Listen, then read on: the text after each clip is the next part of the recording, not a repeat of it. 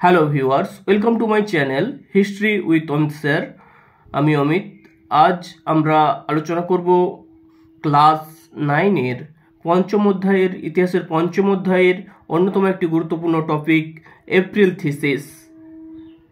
Thesis আলোচনা করব। এর আগে আমরা এই অধ্যায়ের বিভিন্ন প্রশ্ন আলোচনা করেছি। তোমরা আমাদের চ্যানেলে গিয়ে সেই প্রশ্নগুলি দেখে নিতে পারো। চ্যানেলে যদি নতুন হয়ে থাকো তাহলে চ্যানেলটি সাবস্ক্রাইব করে আমাদের পাশে থাকো বিভিন্ন ধরনের ইতিহাসমূলক ভিডিও পেতে। যাই হোক, এপ্রিল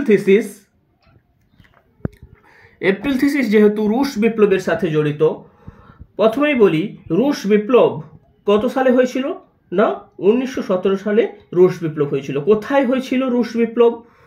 রাশিয়াতে রুশ বিপ্লব হয়েছিল। এই রুশ বিপ্লবের সময় জার কে ছিলেন? জার ছিলেন হচ্ছে দ্বিতীয় নিকোলাস। আচ্ছা, এই যে জার কাদের বলা হয় না? রাশিয়ার রাজাদের জার বলা হয়। 1547 খ্রিস্টাব্দে রাজা চতুর্থ আইভান সর্বপ্রথম জার উপাধি গ্রহণ করেছিলেন। তারপর থেকে রাশিয়ার রাজাদেরকে জার বলা হতো। এই রুশ বিপ্লবে জয়লাভ করেছিল কোন দল? রুশ বিপ্লবে জয়লাভ করেছিল বলশেভিক দল। কার নেতৃত্বে? না লেনিনের নেতৃত্বে। আর সেই লেনিনেরই হচ্ছে এপ্রিল থিসিসটি তাহলে কার? না লেনিনের পুরো নামটা কি একটু জেনে নেই। না ভ্লাদিমির ইলিচ উলিয়ানভ। লেনিন সুইজারল্যান্ডের নির্বাসন থেকে ফিরে এসে তার এপ্রিল থিসিস ঘোষণা করেন। এই ঘোষণায় তিনি বলেন কৃষকদের জমি দিতে হবে। তিনি এই ঘোষণায় বলছেন যে কৃষকদের জমি দিতে হবে।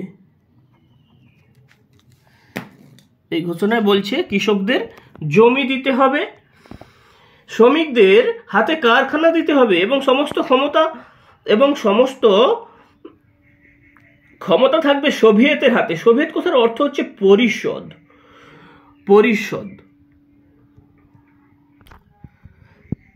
লেনিন স্পষ্ট ভাষায় ঘোষণা করেন যে রুশ বিপ্লবের প্রথম পর্যায়ের ফলশ্রুতি হিসাবে বুর্জুয়াদের ক্ষমতা লাভ, কিন্তু এই বিপ্লবের দ্বিতীয় পর্যায়ে কৃষক ও সর্বহারাদের হাতে ক্ষমতার হস্তান্তর ঘটবে।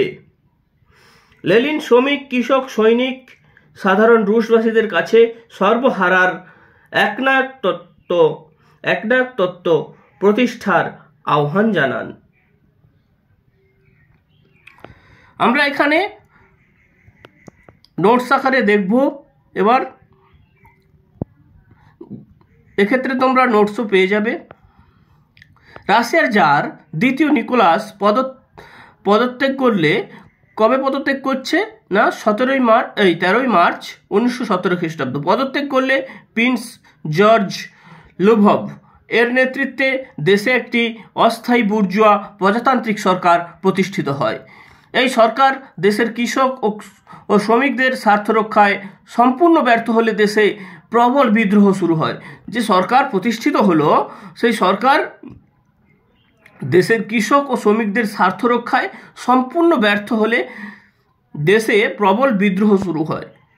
এই প্রেক্ষাপটে 1917 খ্রিস্টাব্দের 16ই এপ্রিল বলশেভিক নেতা লেনিন সুইজারল্যান্ডের নির্বাসন থেকে রাশিয়ায় ফিরে এসে বলশেভিক কর্মীদের উদ্দেশ্যে এক কর্মধারা প্রকাশ করেন। 16ই এপ্রিল কবে প্রকাশ করলো? তাহলে 16 এপ্রিল 1917, যা এপ্রিল থিসিস নামে পরিচিত। লেনিন যে কর্মধারাটা প্রকাশ করলো সেই কর্মধারাই হচ্ছে এপ্রিল থিসিস নামে পরিচিত। এবার আমরা দেখে নেব বিষয়বস্তুটা কি। এই এপ্রিল থিসিসের বিষয়বস্তু কি ছিল? বলশেভিক কর্মীদের উদ্দেশ্যে লেনিন যে কর্মসূচি ঘোষণা করেছিলেন সেখানে বলা হয়, 1 নম্বরে বলা হচ্ছে মার্চ বিপ্লবে যেহেতু সোভিয়েতগুলি প্রধান ভূমিকা নিয়েছিল সেহেতু সব ক্ষমতা সোভিয়েতগুলিকে দিতে হবে। 2 নম্বরে বলা হচ্ছে বুর্জুয়া শাসনের অবসান ঘটিয়ে সর্বহারাদের একনায়কতন্ত্র প্রতিষ্ঠা করা হবে। বুর্জুয়াদের শাসনের অবসান ঘটিয়ে সর্বহারাদের একনায়কতন্ত্র প্রতিষ্ঠা করা হবে।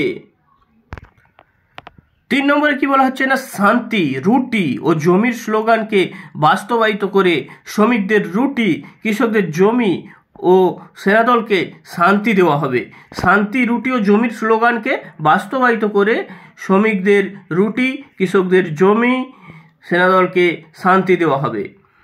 4 নম্বরে বলা হচ্ছে প্রথম বিশ্বযুদ্ধ থেকে রাশিয়া বিরত থাকবে ইত্যাদি। এবার আমরা গুরুত্ব দেখে নেব। রাশিয়ায় বলশেভিক বিপ্লব সংগঠনে এপ্রিল থিসিসের গুরুত্বপূর্ণ ভূমিকা ছিল, কারণ 1 নম্বরে বলা হচ্ছে লেনিনের শান্তি, জমি ও রুটির স্লোগান সৈনিক, কৃষক ও শ্রমিককে একত্রিত করে বিপ্লবের জন্য উদ্বুদ্ধ করতে সক্ষম হয়েছিল। লেনিনের যে শান্তি, জমি ও রুটির স্লোগান, সেই স্লোগান সৈন্য, কৃষক ও শ্রমিককে একত্রিত করে বিপ্লবের জন্য উদ্বুদ্ধ করতে সক্ষম হয়েছিল। 2 নম্বরে বলা হচ্ছে এপ্রিল থিসিস ঘোষণার পরই বলশেভিক দলের কেন্দ্রীয় কমিটি কৃষক, শ্রমিক ও সৈন্য প্রতিনিধিদের সংগঠন সোভিয়েতের হাতে রাষ্ট্রীয় ক্ষমতা হস্তান্তরের সিদ্ধান্ত ঘোষণা করে। এপ্রিল থিসিস ঘোষণার পরই বলশেভিক দলের কেন্দ্রীয় কমিটি কৃষক, শ্রমিক ও সেনাপ্রতিনিধিদের সংগঠন সোভিয়েতের হাতে রাষ্ট্রীয় ক্ষমতা হস্তান্তরের সিদ্ধান্ত ঘোষণা করে। এইভাবে লেনিনের এপ্রিল থিসিস মার্চ বিপ্লবকে নভেম্বর বিপ্লবে রূপান্তরিত করতে সক্ষম হয়। এইভাবে লেনিনের এপ্রিল থিসিস মার্চ বিপ্লবকে নভেম্বর বিপ্লবে রূপান্তরিত করতে সক্ষম হয়। এবার আমরা উপসংহার দেখে নেব। লেনিন তার এপ্রিল থিসিসে ঘোষণা করেন যে আমরা শ্রমিক, কৃষক ও সৈনিকের সোভিয়েত ছাড়া অন্য কোনো সরকার চাই না। লেনিন বলছে যে আমরা শ্রমিক, কৃষক ও সৈনিকের সোভিয়েত ছাড়া অন্য কোনো সরকার চাই না। লেনিনের ডাকে মানুষ দীর্ঘ আন্দোলনে ঝাঁপিয়ে পড়লে বলশেভিক বিপ্লব সাফল্যের মুখে এগিয়ে চলে। লেনিনের ডাকে মানুষ দীর্ঘ আন্দোলনে ঝাঁপিয়ে পড়লে বলশেভিক বিপ্লব সাফল্যের মুখে এগিয়ে চলে। রুশ বিপ্লবকে আমরা জানি বলশেভিক বিপ্লব বলা হয়, কারণ এই বিপ্লব বলশেভিক দলের নেতৃত্বে হয়েছিল, তার জন্য বলা হচ্ছে বলশেভিক বিপ্লব। Thank you. আজ এ পর্যন্ত। ইতিহাসের বিভিন্ন ধরনের ভিডিও পেতে আমাদের চ্যানেলটি সাবস্ক্রাইব করে পাশে থাকো।